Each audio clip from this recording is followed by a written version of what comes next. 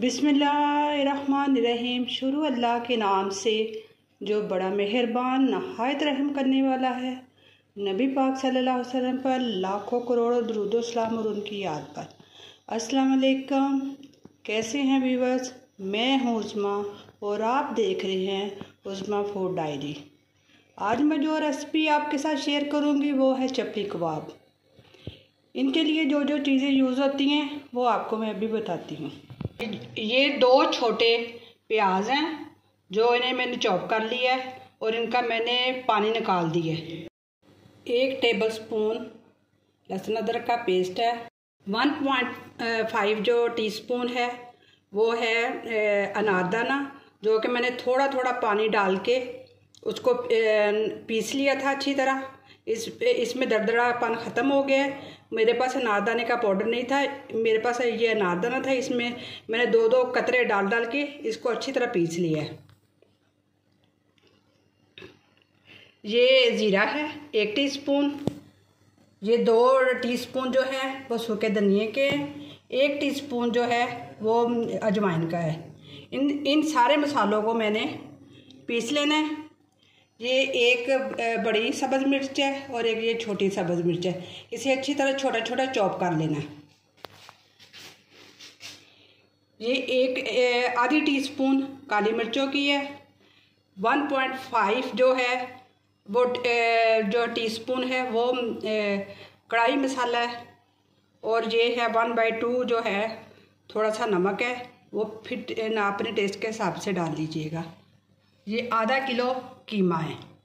इसको अच्छी तरह, अगर आपके पास चॉपर है तो चॉप कर ले, और अगर कूंडी में, मैं तो कूंडी है मेरे पास, मैं उसमें इसको कूटूँगी अच्छी तरह। जी, ये जो मैंने प्याज चॉप किए थे इसका मैंने पानी निकाल लिया है, वो इसमें जाएगा। बिस्मिल्लाहिर्रहमानिर्रहीम। ये जो लहसुन अदरक का पेस्ट है वो जाएगा इसमें। ये जो मिर्चें चॉप की थी छोटी छोटी, ये इसमें जाएंगी। ये जो अनारदाना मैंने कूटा था ये भी इसमें जाएगा। बिस्मिल्लाह। ये जो जितनी स्पाइसेस बताई थी वो इसमें जाएंगी।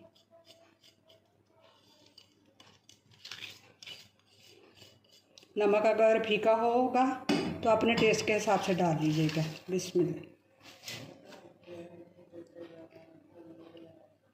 ये 3 टेबलस्पून गंदम के आटे के जाएंगे।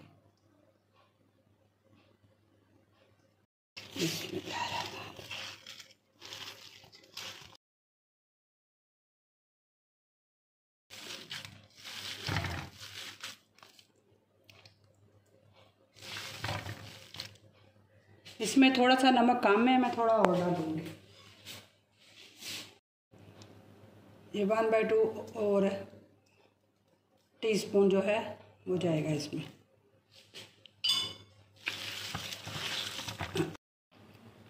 इस तरह ये चप्पल की तरह बनाना है और इसमें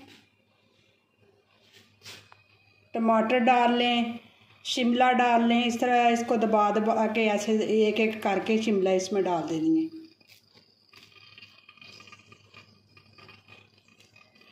शिमला मिर्च। बिस्मिल्लाहिर्रहमानिर्रहीम।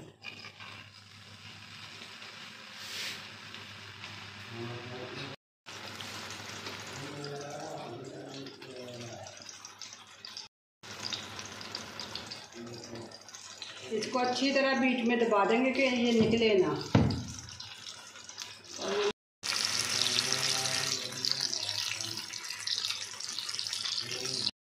ये ढक्कन रख के स्टीम देनी है हल्की सी, के अंदर तक गल जाए। जी व्यूअर्स, ये मेरे चपली कबाब तैयार हो गई। ये देखें माशाल्लाह अल्हम्दुलिल्लाह कितने मज़े के और खाने में भी बहुत टेस्टी हैं।